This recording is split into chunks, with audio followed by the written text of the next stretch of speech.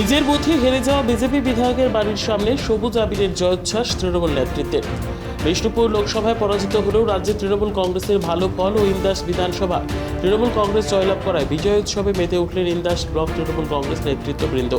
ইতিমধ্যে লোকসভা নির্বাচনের ফলাফল ঘোষণা হয়েছে। রাজ্যে মোট 29টি আসনে জয়লাভ করেছে তৃণমূল কংগ্রেস।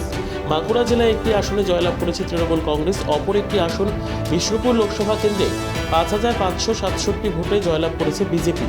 অপরদিকে লোকসভা কেন্দ্র পরাজিত হলেও ইন্দাস ব্লক তৃণমূল কংগ্রেসের সভাপতি শেখ হামিদের নেতৃত্বে ইন্দাস বিধানসভা এলাকা তৃণমূল কংগ্রেস জয়লাভ করেছে। আর সেই খুশিতে ইন্দাস ব্লক তৃণমূল কংগ্রেসের সভাপতি শেখ হামিদের নেতৃত্বে পুষ্পরি গ্রামে সবুজ আবির মাখিয়ে এবং এলাকার মানুষকে মিষ্টিমুখ করিয়ে বিজয় মিছিল করলেন তৃণমূল কংগ্রেস নেতৃত্ববৃন্দরা।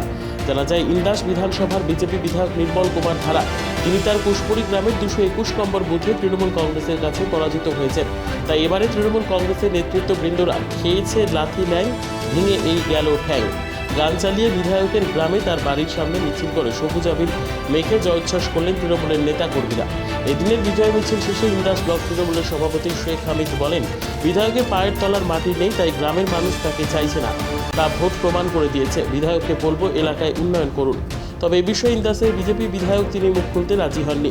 এদিন উপস্থিত ছিলেন ইন্দাস ব্লক তৃণমূল কংগ্রেসের সভাপতি শেখ হামিদ, চন্দন রক্ষিত, মোল্লা নাসের আলী, আতাউল হক, প্রদীপ ঘোষ সহ ওই এলাকার একাধিক তৃণমূল কংগ্রেসের কর্মী সমর্থক। এদিনের বিজয় মিছিলটি সমগ্র এলাকায় পরিক্রমা করে। আমরা ইন্দাস ব্লকের মঙ্গলপুর অঞ্চলের কুসমুড়ি গ্রামে আমরা তৃণমূল কংগ্রেসের পক্ষ থেকে বিজয় মিছিলটা করলাম।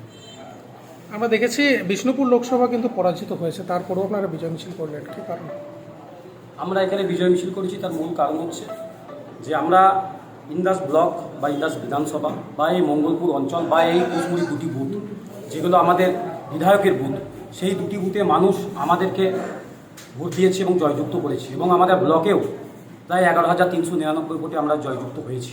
তার জন্য এলাকার মানুষকে ধন্যবাদ জ্ঞাপন করার জন্য এই বিজয় মিছিল আয়োজন করেছি। আমরা দেখেছিলাম বিষ্ণুপুর লোকসভা জয়লাভ করার পর যিনি বিধায়ক রয়েছেন এখানে, তিনি তার বুথটা হেরে গিয়েছিলেন, কিন্তু তারপরেও বিজয় মিছিল করেছিলেন তারপরের দিন। কীভাবে দেখছেন ব্যাপারটা? কিছুই নয়, নিজের এলাকার মানুষের কাছে একটা উল্লাসের আকারে ধরে নিজের পায়ের তলার মাটি ধরে রাখতে চাইছে, কিন্তু ভোট প্রমাণ করে দিয়েছে যে তার পায়ের তলার মাটি নেই। তার গ্রামের মানুষ, তার পাড়ার মানুষ যে তাকে চাইছে না, সেটা ভোটই তার প্রমাণ। ঠিক আছে, তো সেটা নিজে একটা প্রতিশ্রুতি এবং সাধারণ মানুষকে যেগুলো দিয়েছে সেগুলো কাজ করেন, সেগুলোকে ধরে রাখার চেষ্টা করেছে।